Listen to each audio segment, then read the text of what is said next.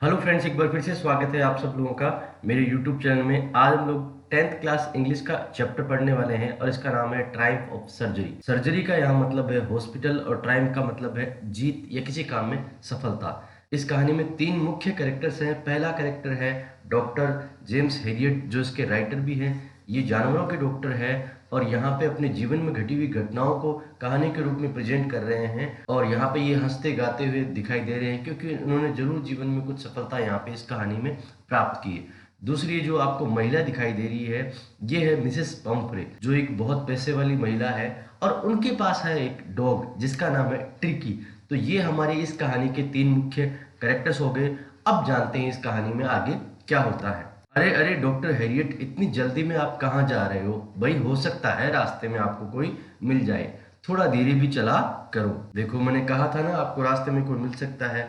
जब रास्ते में डॉक्टर हैरियट जा रहे थे तो उन्हें मिल जाती है मिसेस पंफ्रे और उनका डॉगी ट्रिकी। दोनों घूम रहे थे। अब जब डॉक्टर ट्रिकी को देखता है उसे बड़ा ही आश्चर्य होता है क्योंकि ट्रिकी जो डॉग है पहले बहुत ही हेल्दी था, लेकिन अब ये डॉग जो ट्रिकी है बहुत अधिक मोटा हो चुका है और चारों तरफ से ये बिल्कुल फैल चुका है। इसकी आंखें बिल्कुल लाल हो चुकी हैं और उसके आंखों से पानी गिर रहा है और इसकी जीभ जो है वो बाहर निकल रही है। उन्होंने मिसेस पंफ्रे से पूछा कि आपने इसकी ये क्या हालत कर दी है। मिसेस पंफ्रे उन्हें समझाती है कि मेरा जो डॉग ट्रिकी है बहुत अधिक बेचैन हो गया था। ऐसा लगा जैसे उसमें किसी प्रकार की कोई एनर्जी नहीं है।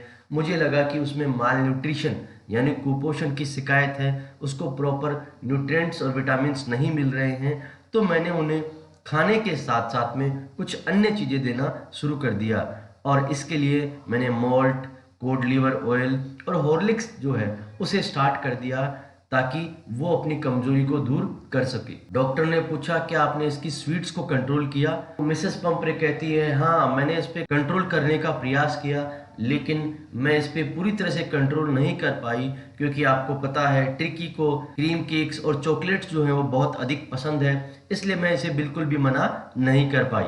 डॉक्टर ने फिर से ट्रिकी की तरफ देखा और डॉक्टर को समझ में आ गई कि समस्या कहाँ है। ट्रिकी में ही समस्या छिपी हुई है क्योंकि ट्रिकी जो है वह बहुत अधिक लालची है और कभी भी किसी चीज को खाने के लिए मना नहीं करता।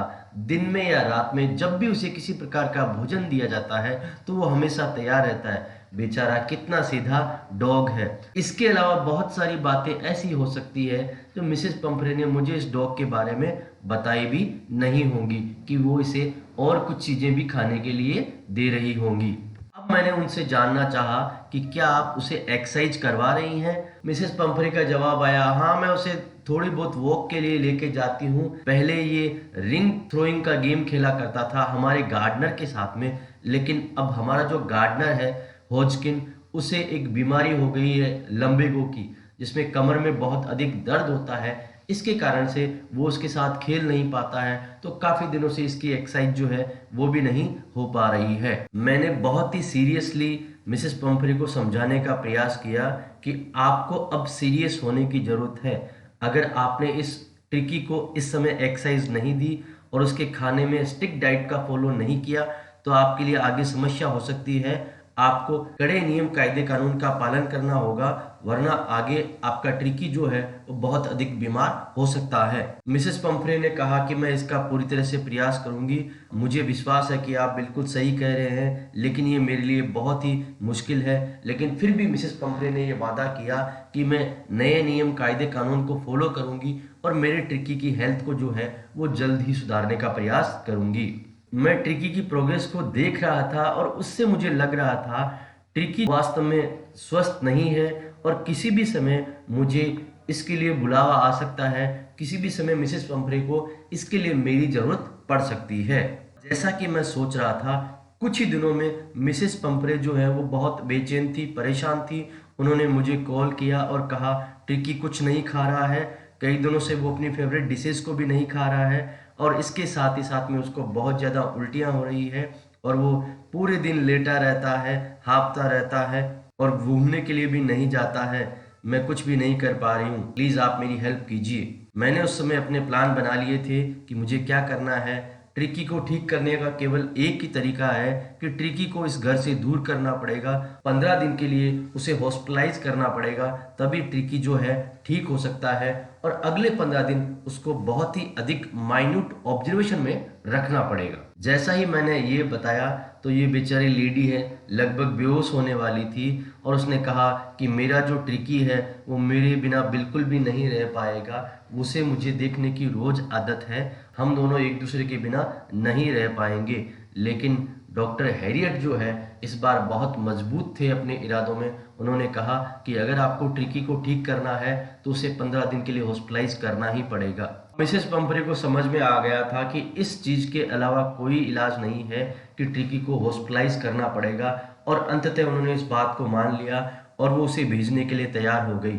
मुझे पता लग गया था कि अब आगे क्या होने वाला है, क्योंकि मिसेस पंपरे और इस घर के जो सदस्य हैं वो ट्रिकी से बहुत अधिक लगाव रखते हैं। तो अब उनका रोना धोना जो है वो शुरू होने वाला है, और मैंने तुरंत ट्रिकी को अपनी कार की तरफ ले जाना शुरू किया, जो कि अपने ब्लैंकेट के अंदर लपेटा हुआ था। जैसे ही ये सूचना घर वालों को मिली तो घर वाले वो सारे एक्शन मोड में आ गए, और उन्होंने तुरंत ट्रिकी का जितना भी सामान था, डे का बेड, नाइट का बेड, उसके प्यारे प्यारे cushions, toys, rubber rings, breakfast bowl, lunch bowl, supper bowl, और जितने भी उससे जुड़ी हुई चीजें थी, अलग अलग सीजन्स के जो कपड़े थे वो सारे तैयार कर लिए, और वो फटाफट मेरी गाड़ी में भरने लगे। मुझे पता था इन सब चीजों को मैं गाड़ी में नहीं ले पाऊंगा, इसलिए मैंने फटाफट गाड़ी की तरफ दौड़ लगा के गाड़ी को शुरू कर दिया, और मिसेस पंपरे मेरे पीछे दौड़ रही थी।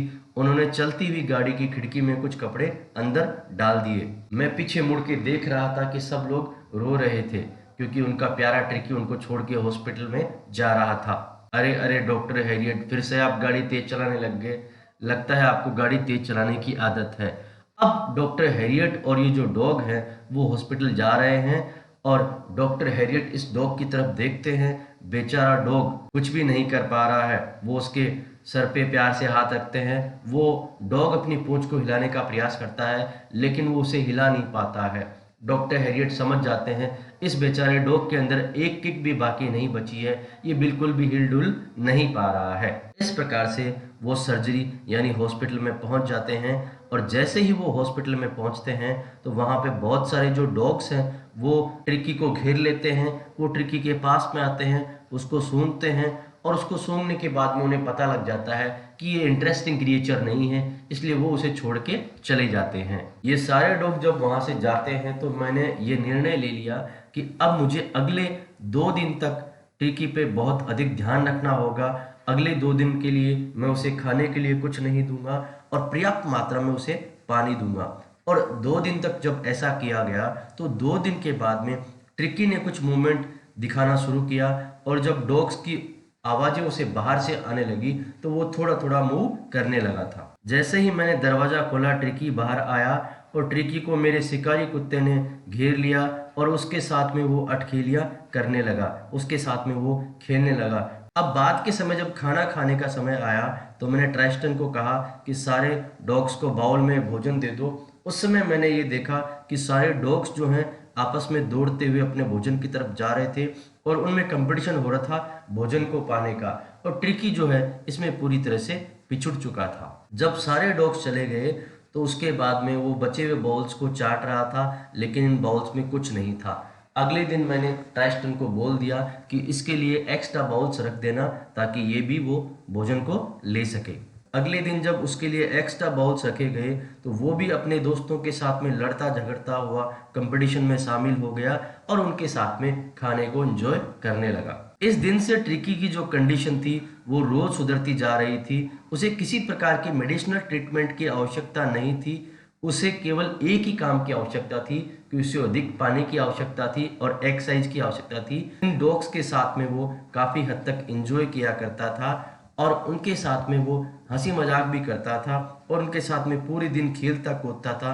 इसे धीरे धीरे उसके स्वास्थ्य में बहुत अधिक सुधार आ रहा था। उनके साथ में यहाँ वहाँ दौड़ के वो शिकार भी करता था, और इस प्रकार से उसकी लाइफ हंसी खुशी में बीत रही थी, और धीरे धीरे वो स्वस्थ होता जा रहा था। लेकिन अगर मिसेस पंफरे की बात करें तो मिसेस पंफरे जो है वो रोज मुझे बहुत बार कॉल किया करती थी। वो इसके लिए बहुत अधिक चिंतित रहा करती थी और बार बार वो मुझसे पूछा करती थी कि मेरा डॉग ट्रिकी है, उसकी तबीयत कैसी है, वो क्या कर रहा है, आपने सही प्रकार के कपड़े उसे दिए हैं या नहीं दिए हैं, सही खाना उसे दिया है या नहीं दिया है। मैंने फालतू के सवालों को टाल दिया और केवल उनसे इतना ही कहा कि आपका डॉग जो है वो शानदार तरीके से रिकवर कर रहा है। जैसे ही मैंने मिसेस पंफरे को ये कहा कि ये डॉग शानदार ढंग से रिकवर कर रहा है तो मिसेस पंफरे बहुत अधिक खुश हो गई और उन्होंने कुछ एग्स एक्स्ट्रा भेज दिए ताकि हम डॉग्स को देख सकें, और उसी के साथ साथ में वाइन की बोतल भी भेज दी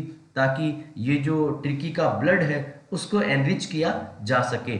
लेकिन डॉक्टर को पता था कि ये सब चीज़ें डॉग को नहीं देनी है, इसलिए डॉक्टर और उनके असिस्टेंट जो थे वो इन चीज़ों को एंजॉय करने लगे। अब डॉक्टर का जो दिन था वो बहुत ही शानदार होता था क्योंकि उनकी दिन की शुरुआत एक्स्ट्रा अंडे से होती थी।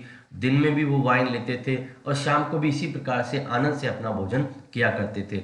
डॉक्टर को अपनी किस्मत पे विश्वास नहीं हो रहा था कि किस प्रकार से एक डॉग के कारण उनकी किस्मत जो है वो बदल गई है और वो कितना आनंद ले पा रहे हैं। अंततः वो घटना घटी जिसका डॉक्टर को बिल्कुल भी विश्वास नहीं था, क्योंकि अब फाइनल टच देने के लिए ट्रिकी के लिए ब्रेंडी भेज दी गई। और जब यहाँ ब्रेंडी भेज दी गई तो रोज रात को ब्रेंडी का आनंद डॉक्टर और उसका साथी लिया करते थे, क्योंकि इसे ट्रिकी को वो नहीं देते थे, इसका पूरा पूरा मजा वो लेते थे। उनकी जो लाइफ है वो पूरी तरह से बदल चुकी थी। सुबह से लेकर शाम तक उनकी दावतें चलती थी और वो पूरा आनंद लेते थे और ट्रिकी भी धीरे धीरे स्वस्थ होता जा रहा था। डॉक्टर के मन में पूरी तरह से ये लालच आ चुका था कि ट्रिकी को मेरे पास ही रख लूं परमानेंटली, ताकि इसी प्रकार के भोजन का मैं आनंद ले सकूं। लेकिन डॉक्टर को अपनी जिम्मेदारी पूरी करनी थी और मिसेस पंफरे जो है वो वहां पे अपने डॉग के लिए तड़प रही थी। डॉक्टर ने सोचा कि मुझे मिसेस पंफरे को सूचित करना होगा कि उनका डॉग ठीक हो चुका है। डॉक्टर हैरियट ने मिसेस पंफरे को सूचित किया कि आपका डॉग ठीक हो चुका है, अब आप उसे लेने के लिए आ सकते हैं, हमें इसमें किसी प्रकार की कोई समस्या नहीं है। ये सूचना मिलते ही मिसेस पंफरे उछल पड़ी और वो अपनी ब्लैक कार में जल्दी से मेरे यहाँ पे पहुँच गई। और जैसे ही वो मेरे यहाँ पे पहुँची तो वो ट्रिकी की तलाश करने लगी। थोड़ी ही देर बाद में जब मैं ट्रिकी को उनके पास में लेके आया तो उनकी खुशी का कोई ठिकाना नहीं रहा, क्योंकि उनका जो मोटा ट्रिकी था वो बहुत ही शानदार हेल्दी मसल वाले डॉग के रूप में परिवर्तित हो चुका था और उनको इस बात पे विश्वास ही नहीं हो रहा था कि ये उनका अपना ही ट्रिकी है क्या। उन्होंने डॉक्टर हैरियट को बहुत बहुत धन्यवाद दिया और उन्होंने कहा कि आपने वास्तव में बहुत बड़ा काम कर दिया है। मैं यहाँ पे कहना चाहूँगी कि ये सर्जरी की ट्रायम्फ है, सर्जरी की जीत है, हॉस्पिटल की जीत है, क्योंकि आपने इसे बहुत अधिक ठीक कर दिया है।